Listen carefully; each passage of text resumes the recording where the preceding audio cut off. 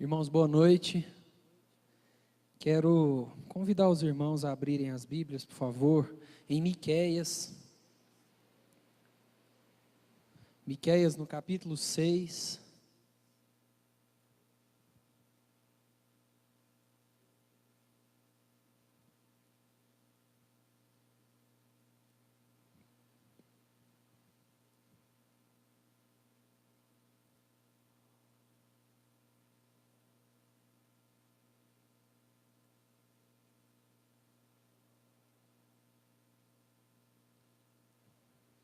Miqueias capítulo 6, nós vamos ler aí do versículo 6 até o versículo 8. Nós vamos ficar só no versículo 8, mas eu acho que é importante nós lermos aí os dois versículos anteriores, Miqueias capítulo 6, do versículo 6 até o versículo 8, e eu peço que você fique com a sua Bíblia aberta, porque vez ou outra nós vamos ler alguns outros versículos aí de Miqueias, tá bom? Miqueias 6, de 6 a 8, diz assim: Com que me apresentarei ao Senhor e me inclinarei ante o Deus excelso? Virei perante ele com holocaustos, com bezerros de um ano. Agradar-se-á ao Senhor de milhares de carneiros, de 10.000 ribeiros de azeite? Darei o meu primogênito pela minha transgressão, o fruto do meu corpo pelo pecado da minha alma? Ele te declarou, ó homem, o que é bom e que é o que o Senhor pede de ti, que pratiques a justiça e ames a misericórdia e andes humildemente com o teu Deus. Até aí. Irmãos, nós vivemos num país onde o evangelho é muito deturpado, né? Nós vivemos num país onde a fé se tornou um negócio muito lucrativo para muitas pessoas, muitos homens que se dizem pastores, bispos, apóstolos, patriarcas, e aí vai todos os nomes que a gente puder lembrar, que na verdade ensinam um evangelho totalmente contrário ao que a Bíblia de fato nos mostra. Eu lembro de uma história que meu bisavô contava, que quando eles eram mais jovens, meu bisavô não era cristão, só a minha bisavó, e ela ficou seriamente doente num período da vida dela, quando ela ainda era nova, e numa dessas igrejas, mega igrejas neopentecostais, estava fazendo ali uma fila da oração da cura. E a minha bisavó, pensando em ser alguma saída, né, quis ir para essa fila, pegar a fila para receber a oração da cura. E muito relutante, meu bisavô foi com ela ali na fila, esperar chegar a vez deles para receber essa oração. Trazendo para os dias de hoje, o valor da oração era aproximadamente R$100. Então você pagava R$100 e recebia a oração da cura, né? E aí eles chegando já na pessoa que ia a oração, tinha uma senhora na frente deles, e essa senhora virou para o homem e falou assim: eu preciso muito dessa oração, eu preciso muito que você ore por mim, eu estou passando por muitos problemas. E a senhora mexeu na bolsa ali, tirou R$50, né, nos dias de hoje, contextualizando aí a moeda, e falou: eu tenho R$50, mas por favor, ora por mim, eu estou precisando dessa oração, eu prometo que eu volto em casa, pego mais R$50 e te trago aqui depois. E aquele senhor olhou para ela e falou assim: se a senhora quiser que eu ore pela senhora, a senhora volta em casa, pega os outros R$50, entra na fila de novo, e aí eu oro pela senhora. E aquela situação deixou meu bisavô revoltado, que já puxou minha bisavó da fila, falei: isso aqui não existe e tudo mais. Nós poderíamos trazer vários outros exemplos de pessoas que são enganadas por um falso evangelho. Pessoas que são enganadas por pregações que não tem nada a ver com a Bíblia. Pessoas que são ensinadas a agradar a Deus de um jeito que Deus nunca pediu. E não adianta a gente pensar que esse contexto está muito longe de nós, porque muitas vezes nós também tentamos agradar a Deus de maneiras erradas. Nós também muitas vezes tentamos nos chegar até Deus de maneiras erradas. Quantas vezes a gente trata a fé de uma maneira religiosa, de uma maneira ritualística?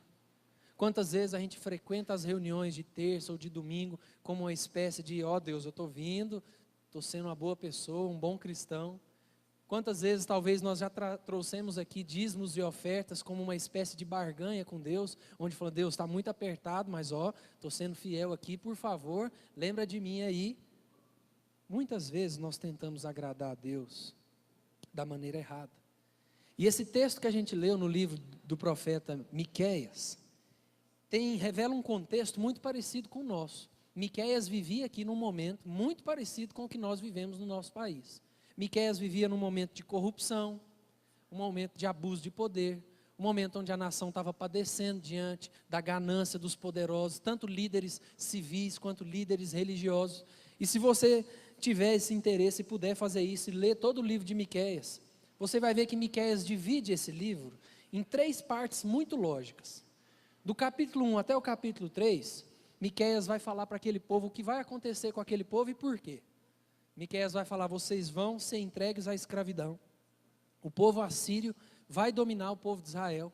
E isso vai acontecer como juízo de Deus, porque vocês não escutam a voz de Deus, vocês não obedecem ao Senhor, vocês não andam nos caminhos de Deus. Na segunda parte do livro, os capítulos 4 e 5, é como se o próprio Deus falasse: mas tenham calma, porque eu mesmo vou livrar vocês.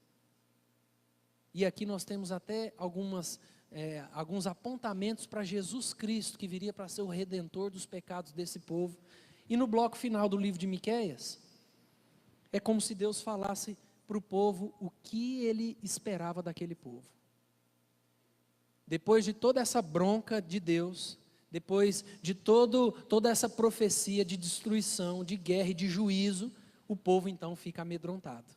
O povo então vira para Miqueias e fala assim: Miqueias, Deus está muito nervoso, esse negócio não vai dar certo, o que nós vamos fazer para aplacar um pouco a ira de Deus? O que nós precisamos fazer para Deus se acalmar um pouco, para Deus não pesar a mão de maneira muito dura sobre nós? E aí o povo logo pensa, isso vocês viram aí nos versículos 6 e 7 que nós lemos, o povo vai pensar logo em mais rituais, mais ofertas. Será que eu preciso então fazer mais sacrifícios? Será que eu preciso entregar meu próprio filho em sacrifício para Deus? Mais ofertas de cereais, mais ofertas de azeite. E muitas vezes nós somos assim também, né? Nós queremos nos justificar diante de Deus, mostrando a Ele que a gente frequenta a igreja, que a gente ajuda em algum departamento, que a gente prega. Mas o que Deus quer mostrar para esse povo aqui, especialmente no versículo 8, é que essas práticas, essas ofertas, esses sacrifícios, se tudo isso não for reflexo de uma vida e de um coração entregue a Ele, não ia valer de nada. É como se Deus falasse para o povo: não adianta vocês me oferecerem milhares de ofertas, porque o coração de vocês está longe de mim. Não adianta a gente vir à igreja, a gente dar o dízimo, a gente cantar, a gente pregar, a gente trabalhar na igreja, se o nosso coração não estiver entregue a Deus, e se essas práticas não forem reflexo de uma semana cultuando a Deus, de uma semana que agrada a Deus. E aí, o que Miqueias quer mostrar para esse povo, e que é o que nós podemos aprender hoje, é como então que nós podemos agradar a Deus. Como é que nós vamos ter uma vida que de fato agrada a Deus? É essa pergunta que Miqueias responde no versículo 8. Acompanha comigo aí. O versículo 8 vai trazer para nós 3 princípios básicos de uma vida que agrada de fato a Deus. Miqueias diz no verso 8: Ele te declarou, ó homem, o que é bom e que é o que o Senhor pede de ti. A primeira coisa que ele fala aí é o quê? Que pratiques a justiça. O primeiro aspecto que esse versículo nos ensina, para nós termos uma vida que agrada a Deus, é praticar a justiça. Por que Miqueias vai falar muito sobre isso aqui? Como eu disse anteriormente, o contexto de Miqueias era muito parecido com o nosso. Então havia muita corrupção, havia muita roubalheira, havia muita trapaça, a ganância e a corrupção havia tomado a vida dessa nação. Acompanha comigo, por favor, lá no capítulo 3, versículos 11 e 12. Volta aí sua Bíblia um pouquinho. Capítulo 3, versículos 11 e 12. Olha Miqueias descrevendo esse povo, o que ele diz: os seus cabeças dão as sentenças por suborno, os seus sacerdotes ensinam por interesse, e os seus profetas adivinham por dinheiro, e ainda se encostam ao Senhor, dizendo: não está o Senhor no meio de nós? Nenhum mal nos sobrevirá. Portanto, olha o versículo 12: por causa de vós, Sião será lavrada como um campo, e Jerusalém se tornará em montões de ruínas, e o monte do templo numa colina coberta de mato. O que esse verso vai dizer aqui? e é o primeiro aspecto para a gente ter uma vida que agrada a Deus, é praticar a justiça, é que esse povo deveria tratar uns aos outros com equidade, com justiça, com honestidade. E esse povo sabia que estava fazendo coisa errada, porque eles já tinham acesso ao Pentateuco, aos primeiros livros ali da Bíblia, e lá no Pentateuco existem ensinamentos claros sobre práticas de justiça, sobre uma vida honesta, sobre ser justos nas relações comerciais e sociais entre esse povo. Eu vou ler alguns exemplos, não precisam abrir, são pequenos versículos. Êxodo fala, não perverta o direito dos pobres em seus processos. Levítico fala, não cometam injustiça num julgamento, não favoreçam os pobres, nem procurem agradar os grandes, mas julguem o seu próximo com justiça. Deuteronômio ainda fala, não pervertam a justiça, nem mostrem parcialidade, não aceitem suborno, pois o suborno cega até os sábios. Esse povo sabia que estava pecando contra Deus nas suas injustiças sociais. Os sacerdotes trabalhavam por ganância, os profetas profetizavam por suborno, os juízes eram corruptos, eles agradavam um ou outro, dependendo do que aquilo ia favorecer a ele, e nós vivemos num contexto exatamente assim. Por amor ao dinheiro, por amor às riquezas, eles cometiam injustiça, eles oprimiam o pobre, eles favoreciam o rico. E olha o que o capítulo 7 de Miqueias diz, versículos 2 e 3. Lembre de ficar com o livro de Miqueias aberto aí, por favor. Capítulo 7, versículos 2 e 3. Miqueias fala, pereceu da terra o piedoso, e não há entre os homens um que seja reto. Todos espreitam para derramarem sangue, cada um caça seu irmão com rede. As suas mãos estão sobre o mal e o fazem diligentemente. O príncipe exige condenação, o juiz aceita suborno, o grande fala dos maus desejos de sua alma e assim, todos eles juntamente urdem a trama. Tem um versículo de Provérbios que fala que exercitar justiça e juízo é mais aceitável ao Senhor do que sacrifícios.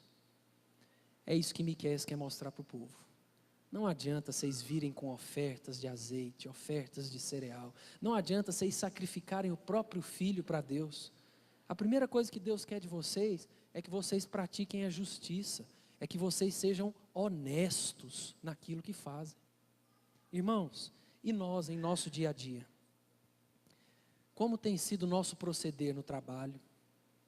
Como tem sido o nosso proceder com os funcionários, com o patrão, com os clientes que atendemos, com os horários e compromissos que nós temos a cumprir? Como tem sido o nosso proceder na escola, na faculdade, nos ambientes em que frequentamos? Como seria se Deus aparecesse na nossa frente para conversar conosco sobre como gastamos o nosso dinheiro? Sobre as nossas dívidas? O nosso país tem uma imagem de evangélico muito queimado. E uma das razões é que nós não estamos praticando a justiça. Nós não estamos sendo pessoas honestas, pessoas retas. E isso é muito complicado. A primeira coisa que Miqueias quer nos ensinar, quer ensinar para esse povo e nos ensinar, é que para agradar a Deus, nós precisamos praticar a justiça. Sermos pessoas honestas. Mas o versículo 8 também vai falar de um segundo aspecto, que é amar a misericórdia. Olha lá no versículo 8 do capítulo 6, o texto que começamos. Versículo 8 fala que pratiques a justiça e ames a misericórdia. Se o primeiro ponto aqui que nós vimos apontava lá para a lei de Moisés, para aquelas descrições, esse segundo ponto, Deus aqui é mais exigente. Deus não quer de nós que nós sejamos apenas pessoas honestas umas com as outras e diante da sociedade. Deus quer que nós tratemos o outro com amor, com bondade, com misericórdia, com paciência. Esse povo tinha virado as costas para o próximo, não somente nas suas relações comerciais, mas em tudo. Olha o que Miqueias diz nos versículos 4 a 6 do capítulo 7. Passa uma paginazinha para frente aí. Capítulo 7, versículo 4. Miqueias fala, o melhor deles é como um espinheiro, o mais reto é pior do que uma sebe de espinhos. É chegado o dia anunciado por tuas sentinelas, o dia do teu castigo. Aí está a confusão deles. Olha o que diz o versículo 5. Não creiais no amigo, nem confieis no companheiro. Guarda a porta de tua boca, aquela que reclina sobre o teu peito, porque o filho despreza o pai, a filha se levanta contra a mãe, a nora contra a sogra, os inimigos do homem são os da sua própria casa. A situação do povo de Israel chegou num nível onde não havia bondade, não havia misericórdia, não havia amor. O texto fala que aquelas pessoas não poderiam confiar nem na própria família. Você viu o texto falando? Guarda a porta da tua boca, aquela que reclina sobre o teu peito. Não fala nem com a sua esposa, nem com o seu marido, porque não se pode confiar em ninguém. E é incrível como que o amor tem esfriado do nosso contexto, da nossa sociedade. A violência se tornou algo comum. Eu recebi um vídeo hoje, que eu não queria nem ter visto esse vídeo, não sei para que eu vi, de uma mulher batendo em duas crianças, em dois bebezinhos. E ela pega o bebê, na altura dessa aqui, e solta, e o bebê cai no chão, e grita, e sangra. Gente do céu! E hoje em dia, a gente compartilha isso, e assiste isso comendo arroz e feijão no almoço. Nós perdemos a sensibilidade para essas coisas. Nós perdemos a nossa sensibilidade com a violência, com a maldade do povo. E como é difícil a gente amar a misericórdia. Como é difícil nós tratarmos o outro com misericórdia, com paciência, principalmente aquelas pessoas que nos fazem mal. Principalmente aquelas pessoas que tomam atitudes contra nós. Nós precisamos resgatar o amor pelo próximo. Nós precisamos resgatar a disposição de sermos bênção que nós convivemos. Eu me lembro de uma história de uma pessoa conhecida, minha e da Thaisa. Essa pessoa passou por alguns problemas na igreja que ela frequentava e ela caiu num pecado grave, e ela errou, mas a forma como a igreja escorraçou aquela pessoa, foi algo que chamou muito a nossa atenção, a ponto de maridos virarem para esposas e falar assim, não é para andar com ela, a ponto dessa pessoa estar andando na rua, e encontrar alguém da igreja, as pessoas atravessarem a rua para não cruzarem com ela, a ponto dessa pessoa ter que se mudar de Anápolis. E é isso que nós costumamos ver, às vezes, nos nossos relacionamentos dentro da igreja. Então, de maneira bem prática, o que Miqueias quer ensinar para esse povo é, olha, Deus não quer que você vá na igreja todas as noites.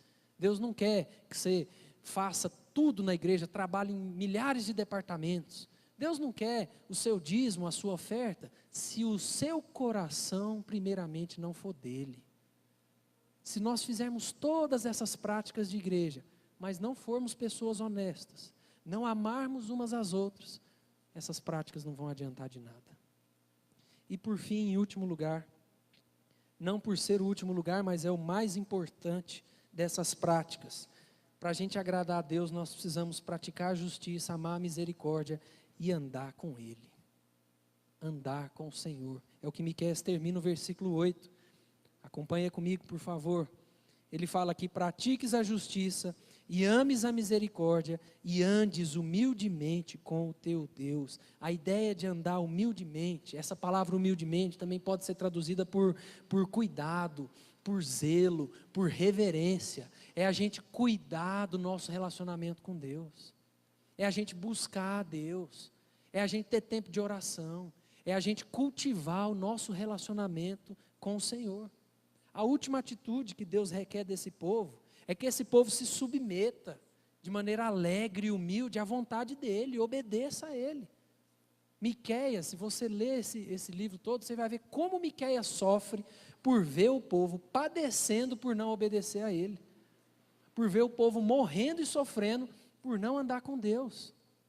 Miqueias era contemporâneo de Isaías, eles são da mesma época, só que Isaías era um profeta das cortes, dos palácios, dos governantes, e Miqueias lidava com o povo. Miqueias lidava com as ruas, com os becos, com os problemas de rua. As coisas mais canseiras vinham na mão de Miqueias. E o que o profeta aqui quer dizer é que esse povo precisava se arrepender, Porque existiam também naquela época falsos profetas que falavam assim: gente, não dá ouvido para Miqueias não, tem nada a ver isso que Miqueias está falando, Deus está de boa, está tudo certo, Deus está feliz, caminhando e cantando e seguindo a canção, está tudo certo. E Miqueias fala: gente, as coisas não estão assim. E da mesma forma, irmãos, é o nosso contexto de Brasil, é o nosso contexto evangélico. Ninguém quer ouvir, nós não queremos ouvir que nós precisamos nos arrepender, nós não queremos ouvir que nós precisamos mudar de vida, nós não queremos ser confrontados pelos irmãos sobre algumas atitudes e práticas da nossa vida. O que nós queremos ouvir é que a vitória tem sabor de mel, e que com Deus eu vou ter carro novo, eu vou ter casa nova, não vou ter doença, não vou ter problema, porque Deus me deve isso. Mesmo o povo não ouvindo a voz de Deus, Miqueias tem uma atitude diferente, e é essa atitude que nós precisamos ter. Eu quero te convidar a ler o último versículo que nós vamos ler essa noite, o capítulo 7, versículo 7. Depois que Miqueias descreve todo esse problema da nação, depois que ele orienta o povo sobre o que o povo deveria fazer, no versículo 7 ele fala: eu, porém, olharei para o Senhor e esperarei no Deus da minha salvação, o meu Deus me ouvirá. É como se Miqueias falasse: se vocês quiserem continuar andando desse jeito, eu não vou seguir esse caminho, eu não vou caminhar longe da presença de Deus, eu não vou virar as costas para o que Deus está falando, eu vou olhar para Deus, eu vou esperar em Deus e eu vou caminhar com Deus. Todos os sacrifícios e ofertas daquele povo não iam valer de nada se eles não tivessem uma vida andando com Deus, se o coração deles não fosse do Senhor. Nós temos, irmãos, aqui o ponto mais importante. Nós precisamos cuidar do nosso relacionamento com Deus. Hoje mais cedo a gente estava tomando café, eu, Jorge e o Ele, falando justamente sobre isso. Como é importante a gente cuidar do nosso relacionamento com Deus.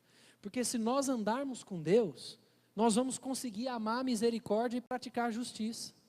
Se nós tivermos uma vida, um relacionamento real com Deus, nós vamos conseguir tratar as pessoas com bondade, com misericórdia, com amor. Nós vamos conseguir ser pessoas honestas. Mas se nós não tivermos um relacionamento com Deus, todo o resto não vai valer de nada. Eu queria concluir tudo isso e queria que nós orássemos. O nosso país sofre por um falso evangelho e nós temos parcela de culpa nisso. Por mais que nós sejamos uma igreja que se esforça por pregar a palavra, nós também temos parcela de culpa na vergonha que é o evangelho no Brasil. E nós precisamos ser instrumento para mudar isso. Para a gente agradar a Deus, nós precisamos praticar a justiça, amar a misericórdia e andar com Ele.